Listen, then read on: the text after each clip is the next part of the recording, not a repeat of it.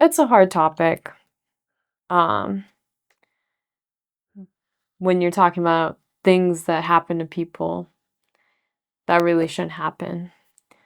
Um, and it's hard because those people go under the title of being a victim. And you feel for them, and they really do deserve to have support during those hard times. However, in this day and age, it seems the word victim has been weaponized Yeah. and been used incorrectly.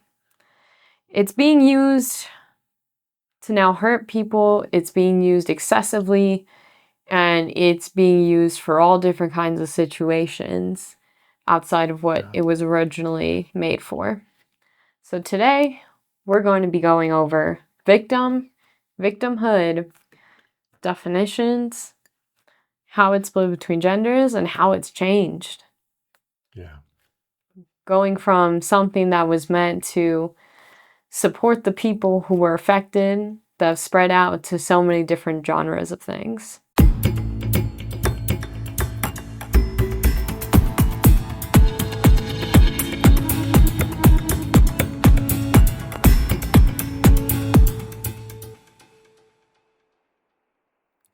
My name's Katrina Overfield. This is my co-host Tim Golditch, and this is The Glass Floor. The Glass Floor is a podcast that is sponsored by NCFM, the National Coalition for Men, which was founded in 1977.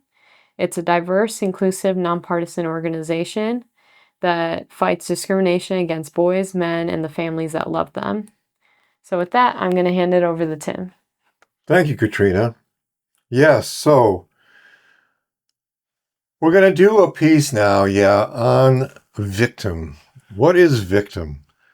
What does it mean? And I'm going to take a look at the shadowy aspects of this victim. And I'm going to begin with the basic supposition that gender politically, woman and man, in relation to each other, man embraces shame and rejects victim.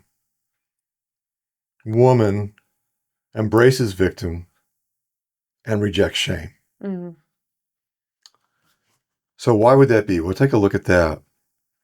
And first of all, outside of the men's movement, men basically recoil at the word victim. They don't want to know at all. I've been for many years, decades, I've been a member of the Mankind Project and its subsidiary, the New Warriors.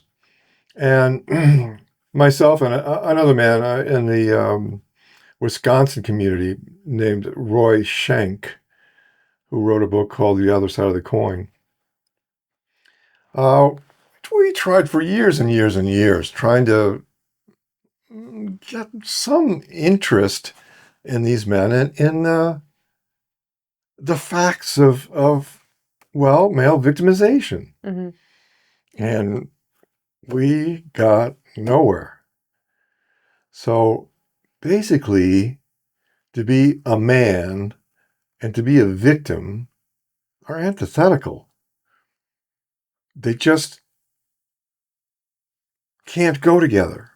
A man, here's what would be an example. Like, okay, so And we're not saying you can't be a man and a victim. We're saying I'm saying that there's a contradiction in the identities. It's like in the archetypes. So what I mean is like you have some mythopoetic setting like Lord of the Rings. Yeah. And you have your hero, Aragorn, who will become king. Now, to imagine our king-to-be kicking the dirt and saying, those lucky bitches, right? They don't have to go to war. Look at us, we men. We have to go to war. It sucks. And he's kicking the ground, and the dirt's flying, and he's yeah.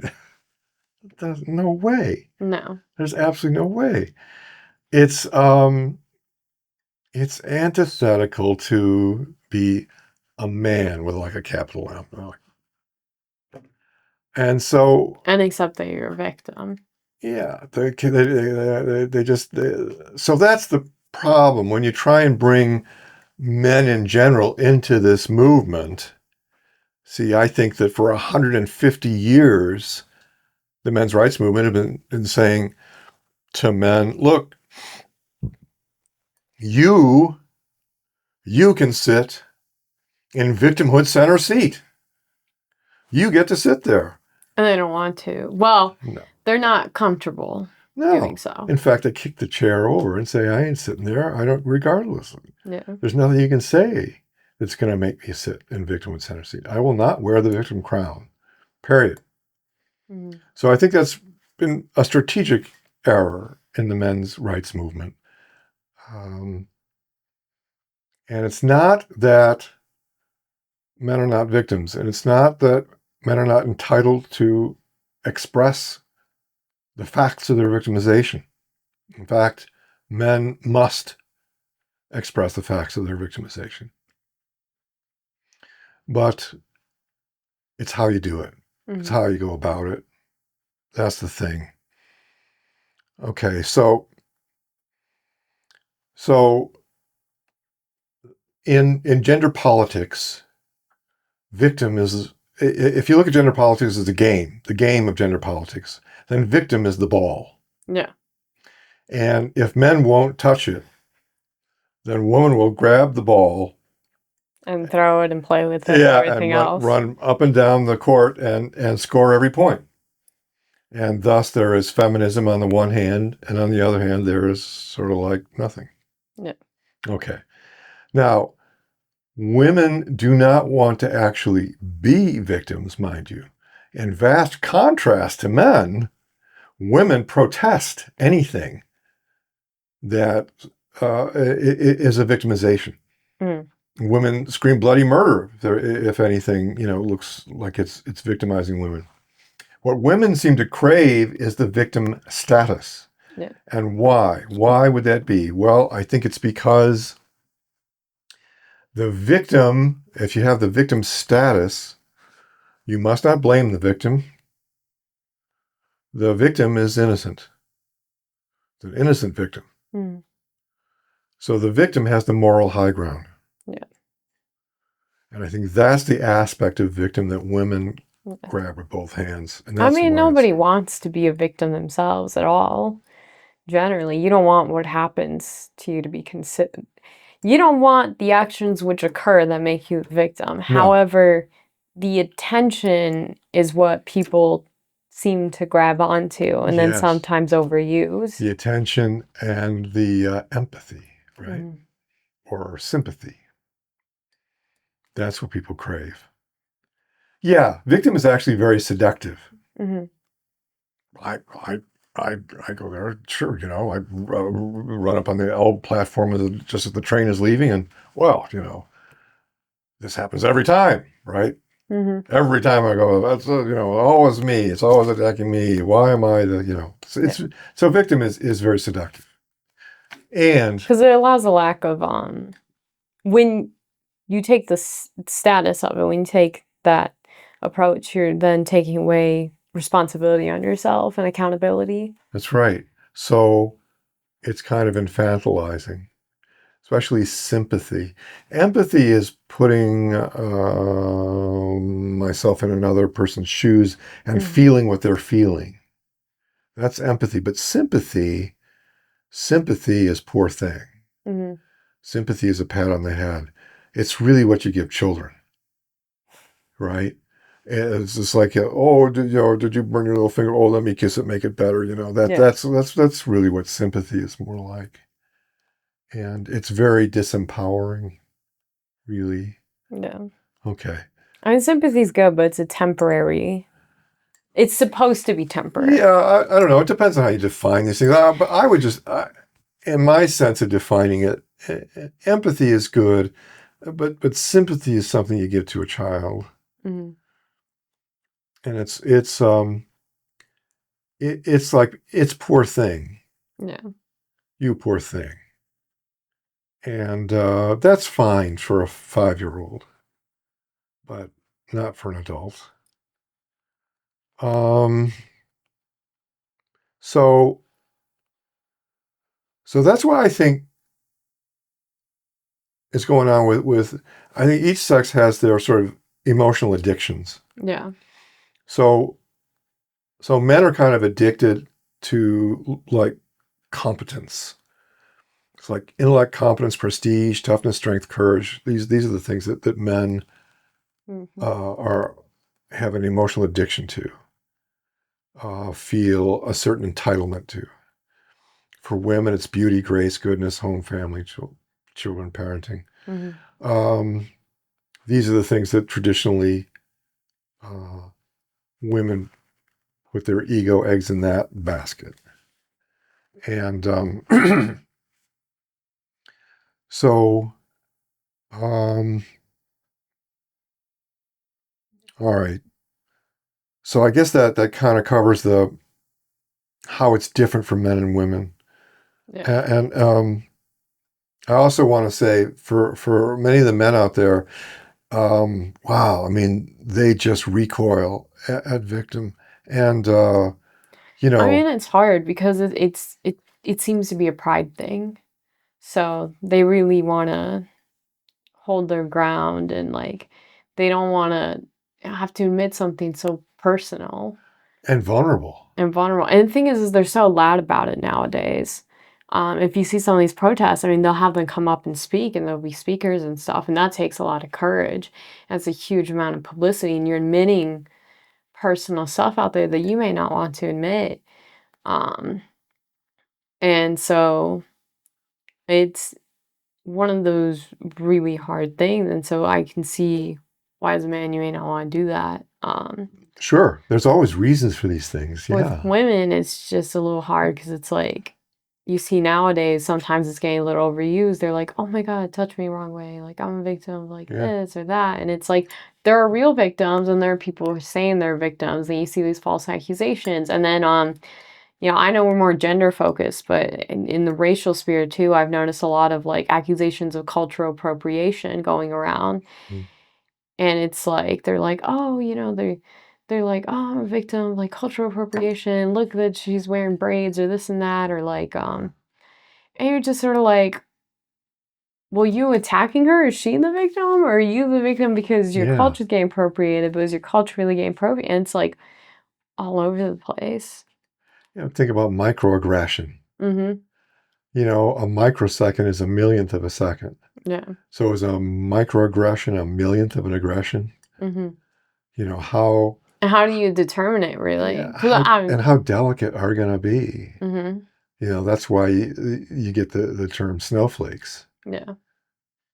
And do we all have to be uh, sort of some sort of tyranny of the hyper sensitive? Mm-hmm. So we all have to walk on eggshells because some percentage of people are so delicate. Yeah. All kinds of problems, About issues something like you that. say or do or this and that. So with that, it's important to understand that there are victims out there. There's no denying it, Well, that's but right. That's one of the no. Victim is a word found in the dictionary. yeah, Okay, so it is a valid concept. yeah. But it's a concept that's been taken largely out of proportion Well, and yeah, it's misused. it's a shadowy concept, and I'm going to make a distinction here that I think is really, really important, especially for men to understand. So there's victim as a label, Hmm. victim as an identity, and I'll use I statements. So if I label myself a victim, Hmm. if I internalize victim as a part of my identity, that's emotionally self-fulfilling. Okay, and that's the aspect of victim that men rightfully reject Hmm. because each of us as individuals, all everything we can do to kind of reject our own personal victim, to defund our own personal victim, to stay out of our own personal victim, the better off we will be. Mm-hmm. Because victim is very disempowering. It's very self-fulfilling. Any of these self-help books, it's always the same. They tell you the only thing you're up against out there in the world is yourself. You're what's in your way, right? Whether it's Jack Canfield or whatever the guru is. Okay. But there's another sense of victim, and that is the facts. Yeah. So 85% of the street homeless, those who don't even have a shelter to go to at night, are male. This is a fact. 93% of all work-related fatalities are male, right? Well over 90% of the imprisoned are male. Yeah. And on and on and on, right? Men are almost twice as likely to be the victims of violent crime, more than 3 times as likely to be murdered, Et cetera and so forth. et cetera, and so on and so forth. These are facts. And when men reject these facts, they are being irrational, right? Mm-hmm. And the deep irony is that when men reject the facts of their victimization, then men reject any possibility of protesting their victimization. No. So the irony is that all men end up rejecting is the word victim. They remain way over vulnerable to accusations. Mm-hmm. They remain parentally alienated. They remain 4 out of 5 suicides. They can reject victim till they're blue in the face. Yeah. But to change those, you need to speak on it. Yes. So. But to make real change, you need to speak on it honestly. Yeah. So rather than reject the facts of victimization, men really need to reframe the facts of male victimization as gender political weaponry with which to stop playing the victim and start standing up for ourselves. Mm-hmm. And with that, I think that is the perfect note. So thank you so much for watching this episode. We hope you join us next time. We're hoping to finally start bringing on some guests, so we're all really excited here. Thanks. Like and subscribe below. Bye now.